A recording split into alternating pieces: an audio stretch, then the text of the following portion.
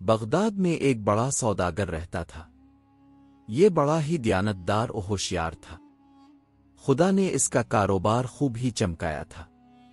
دور دور سے خریدار اس کے یہاں پہنچتے اور اپنی ضرورت کا سامان خریدتے۔ اسی کے ساتھ ساتھ خدا نے اس کو گھر یلوسک بھی دے رکھا تھا۔ اس کی بیوی نہایت خوبصورت، نیک، ہوشیار اور سلیقہ مند تھی۔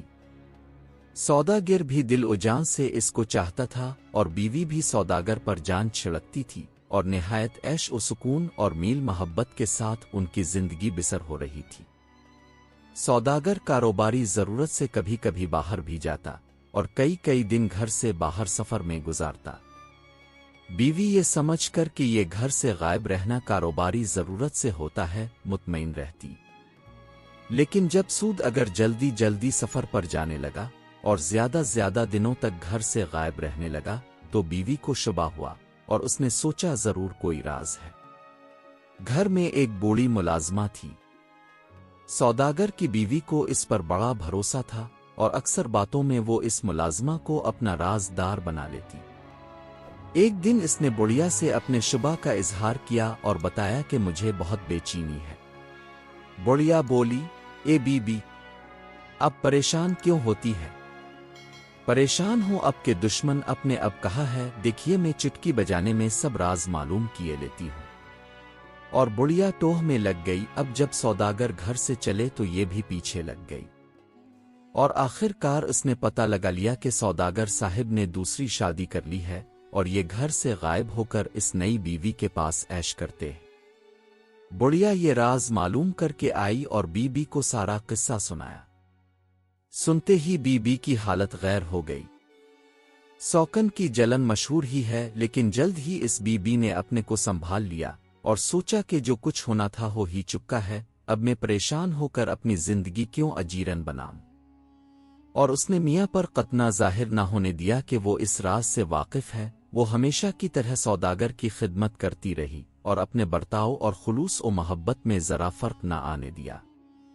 دوسری طرف شریف سوداگر نے بھی اپنی بیوی کے حقوق میں کوئی کمی نہ کی، اپنے رویے میں کوئی تبدیلی نہ آنے دی اور ہمیشہ کی طرح اسی خلوص و محبت سے بیوی کے ساتھ سلوک کرتا رہا۔ شوہر کے اس نیک برتاؤ نے بیوی کو سوچنے پر مجبور کر دیا اور اس نے یہ طے کر لیا کہ وہ شوہر کے اس جائز حق میں ہرگز روڑا نہ بنے گی۔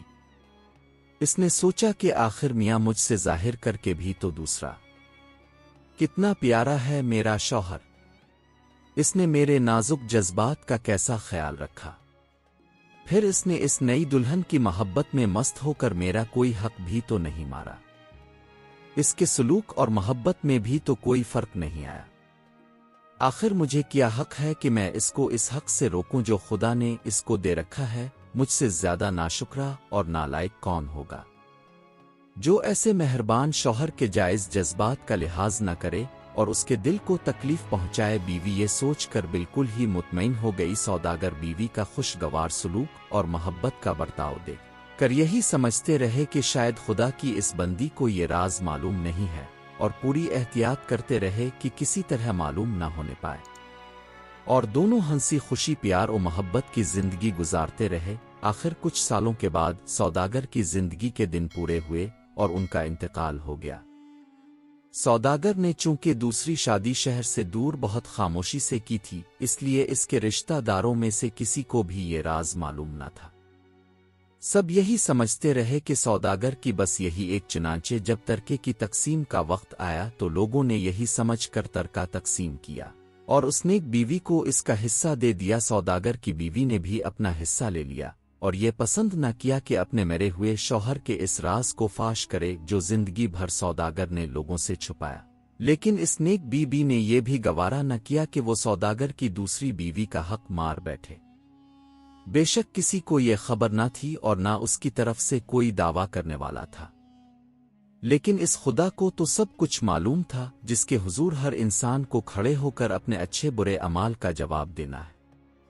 سوداگر کی بیوہ یہ سوچ کر کانپ گئی اور اس نے یہ طے کر لیا کہ جس طرح بھی ہوگا وہ اپنے حصے میں سے آدھی رقم ضرور اپنی سوکن بہن کو بھجوائے گی۔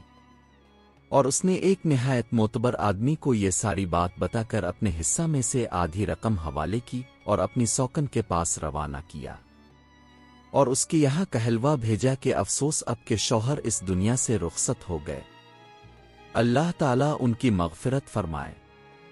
مجھے ان کی جائیداد اور ترکے میں سے جو کچھ ملا ہے اسلامی قانون کی روح سے آپ اس میں برابر کی شریک ہیں، میں اپنے حصے کی آدھی رقم آپ کو بھیج رہی ہوں، امید ہے کہ آپ قبول فرمائیں گی۔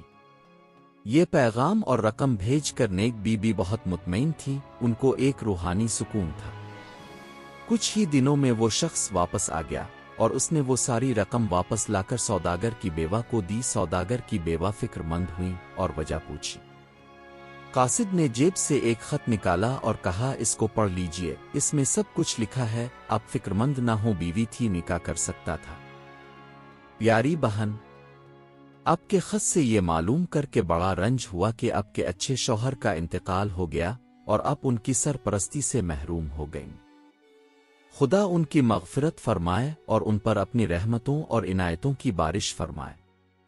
میں کس دل سے آپ کے خلوص و اثار کا شکریہ ادا کروں کہ اپنے ان کے ترکے میں سے اپنے حصے کی آدھی رقم مجھ کو بھیجی۔ میں آپ کی اس نیک روش سے بہت ہی متاثر ہوئی۔ حقیقت یہ ہے کہ سوداگر کے اس راز سے کوئی واقف نہ تھا۔ میرا نکاح بہت ہی پوشیدہ طریقے پر ہوا تھا۔ مجھے تو یقین تھا کہ آپ کو بھی اس کی خبر نہیں ہے، اور میں کیا خود سوداگر مرحوم بھی یہی سمجھتے رہے کہ آپ کو اس دوسری شادی کی اطلاع نہیں ہے۔ اب آپ کے اس خط سے یہ راز کھلا کہ آپ ہمارے راز سے واقف تھیں۔ سوکن کی جلن طبیعی بات ہے، آپ کو ضرور اس واقعے سے تکلیف پہنچی ہوگی، لیکن اللہ اکبر، آپ کا صبر و ضبط۔ حقیقت یہ ہے کہ اپنے جس صبر و ضبط سے کام لیا اس کی نظیر نہیں مل سکتی۔ کبھی اشارے کنائے سے بھی تو اپنے یہ ظاہر نہیں ہونے دیا کہ آپ ہماری اس خفیہ شادی سے واقف ہیں۔ آپ کا یہ اصرار اور صبر و تحمل واقعی حیرت انگیز ہے۔ میں تو آپ کے اس کمال سے انتہائی متاثر ہوں۔ دولت کس کو کاٹتی ہے؟ دولت کے لیے لوگ کیا کچھ نہیں کرتے، لیکن آفریں آپ کی ایمانداری کو یہ جانتے ہوئے کہ میرا نکاح راز میں ہے اور وہاں کوئی ایک بھی ایسا نہیں جس کو اس کی خبر ہو، اور جو میری طرف سے وکالت کرے، مگر اپنے محض خدا کے خوف سے میرے حق کا خیال رکھا اور اپنے حصے میں سے آدھی رقم مجھے بھیج دی۔ خدا کے حاضر و ناظر ہونے کا یقین ہو تو ایسا ہو، اور خدا کے بندوں کے حقوق ادا کرنے کا جذبہ ہو تو ایسا ہو۔ اچھی بہن، میں آپ کی اس دیانت، خلوص اور حق شناسی سے بہت متاثر ہوں۔ خدا آپ کو خوش رکھے اور دنیا و آخرت میں سرخرو فرمائے۔ لیکن بہن، میں اب اس حصے کی مستحق نہیں رہی ہوں۔ خدا آپ کا یہ حصہ اب ہی کو مبارک کرے۔ یہ صحیح ہے کہ سوداگر مرحوم نے مجھ سے نکاح کیا تھا، اور یہ بھی صحیح ہے کہ وہ میرے پاس آ کر کئی دن رہتے تھے۔ بے شک ہم نے بہت دنوں عیش و مسرت کی زندگی بسر کی، لیکن ادھر کچھ دنوں سے یہ سلسلہ ختم ہو گیا تھا۔ سوداگر مرحوم نے مجھے طلاق دے دی تھی، اس راز کی آپ کو بھی خبر نہیں ہے۔ میں اس خط کے ساتھ آپ کی بے مثال محبت، عنایت، اثار خلوص اور ہمدردی کا پھر شکریہ ادا کرتی ہوں۔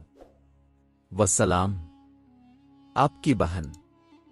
سوداگر کی بیوہ نے اس خاتون کا یہ خط پڑھا تو بہت متاثر ہوئی، اور اس کی سچائی، دیانت اور نیکی نے اس کے دل میں گھر کر لیا، اور پھر دونوں میں مستقل طور پر خلوص و محبت اور رفاقت کا رشتہ قائم ہو گیا۔